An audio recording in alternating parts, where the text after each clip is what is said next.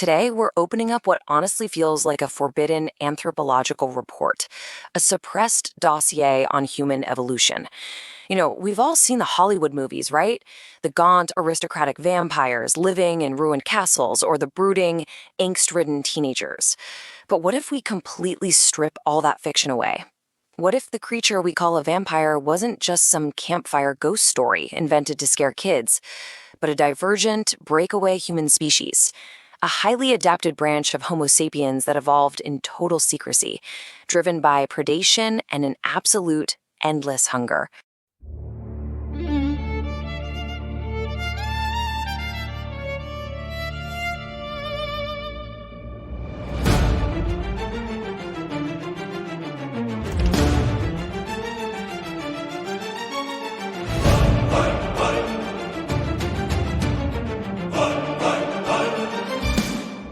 To ground this, picture a 16th century skull pulled straight out of the dirt of a mass plague grave on the small island of Lazaretto Nuovo in Venice.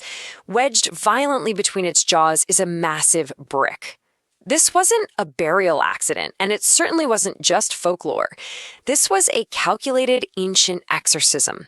The people who buried her genuinely, truly believed she was a vampire, a creature they thought was literally responsible for spreading the deadly plague. They shoved that brick into her mouth to physically prevent her from chewing through her burial shroud and feeding on the living.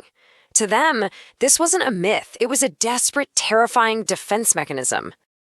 And that leads us directly to this chilling, central question. What if vampires actually were a breakaway human species? To really explore this, we have to shift our mindset away from medieval superstition and step into the hard, cold science of evolutionary biology. Think about how we view the human family tree today. Evolutionary biology is already grappling with the lingering presence of anomalous ancient hominids. We know for a fact that early Homo sapiens bumped shoulders with Neanderthals, and we've recently discovered Denisovans, our genetic cousins who actually left traces in the DNA of modern humans. We even have cryptids, these hypothesized creatures lingering in our collective memory and historical records. So it really begs the question, what if, early on in our evolutionary journey, humanity splintered? And what if one of those branches adapted in a very dark, highly predatory way? Well, let's dig into the first recovered fragment of this suppressed evolutionary history. Theory 1. A predatory offshoot. The evolutionary divergence here is terrifying to think about. While our ancestors, Homo sapiens, were busy building diurnal, daytime agricultural societies and complex hunter-gatherer communities, this hypothesized Homo vampirus went the exact opposite direction. They were nocturnal, they were optimized for stealth, and they were entirely parasitic.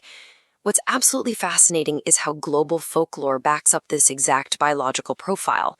Across completely different cultures, this predatory sibling species is described as subsisting on way more than just blood. They fed on all human fluids and energies, sweat, semen, and literally the sheer life force of a sleeping victim. They adapted to view us, their own genetic cousins, as their primary food source. But you might be wondering, how do we explain their supposed eternal life? That brings us to theory 2, the stasis hypothesis. Walk through this forensic timeline with me for a second.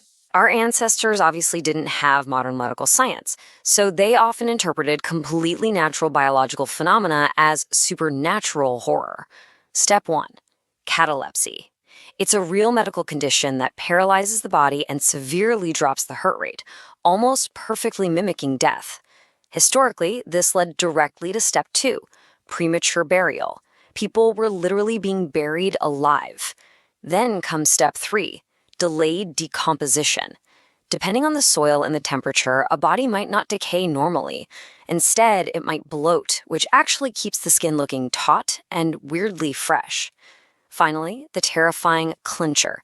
Step 4, internal fluid leakage.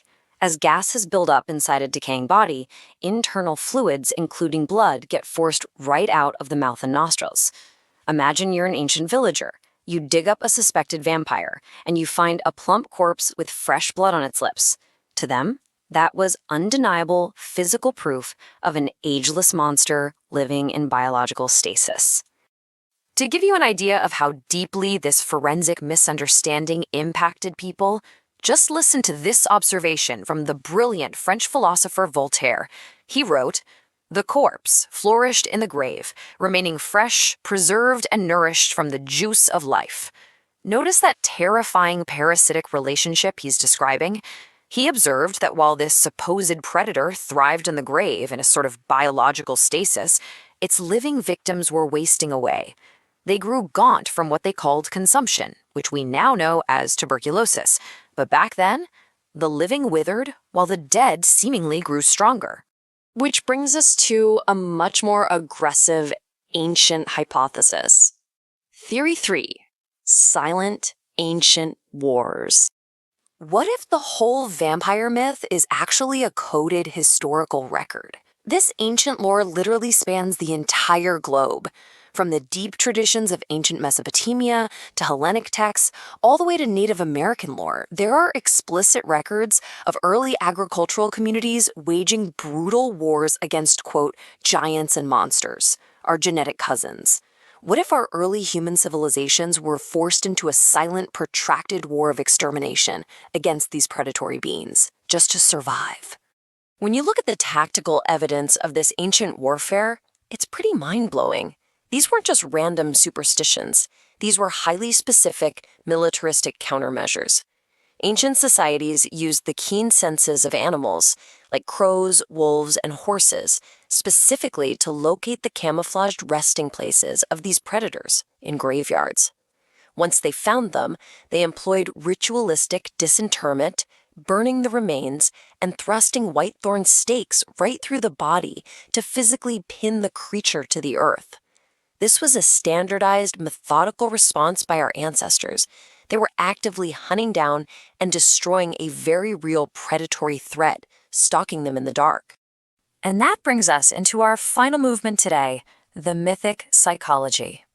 If this breakaway species truly existed and hunted us, what psychological scars did it leave behind? Well, this wasn't just a localized European myth. This was a global trauma. In ancient Greece, you have the lamia, a creature that preys specifically on children. Over in Malaysia, there's the horrific penanggalan, described as a floating head trailing its entrails, actively hunting for blood. You have the Slavic Upper, the wicked dead that drinks blood. And in the Philippines, the aswang, a dragon-like entity that consumes the sweat and semen of sleeping men. We're talking about entirely distinct cultures, separated by massive oceans and thousands of years, yet they all universally remember and fear this exact same nocturnal, parasitic predator. It points directly to a deeply embedded archetype, a shared evolutionary trauma. The core dynamic of that trauma was brutally simple. They viewed weak and largely vulnerable humans as their prey. Our ancestors didn't perceive these entities as floaty, ethereal spirits. No, they saw them as a very physical, very real part of the predatory landscape. They were a threat, just like wolves or tigers, but honestly, infinitely more terrifying because they were the ultimate shadow of our own biology. This matters to us today because it speaks to our deepest, most instinctual fears of the dark. They represent the apex predator we feared we ourselves could have become. Bringing this entire narrative full circle, we end up right back where we started, in the dirt of the plague pits of Lazaretto Nuovo, Venice. It's a stark reminder that these sweeping evolutionary fears, these ancient mythic wars against our genetic cousins, ultimately manifested into literal, physical, archaeological findings. That primal fear was so deeply ingrained in the human psyche that centuries later, a woman in a mass grave was given the ultimate violent exorcism, all to stop a nightmare that may have haunted our species since the very dawn of time. So I leave you with this final thought to ponder. Is the vampire really just a myth, a gothic fairy tale we invented to thrill ourselves in the dark? Or is it a deeply suppressed evolutionary memory of a sibling species we once shared the earth with and were forced to destroy?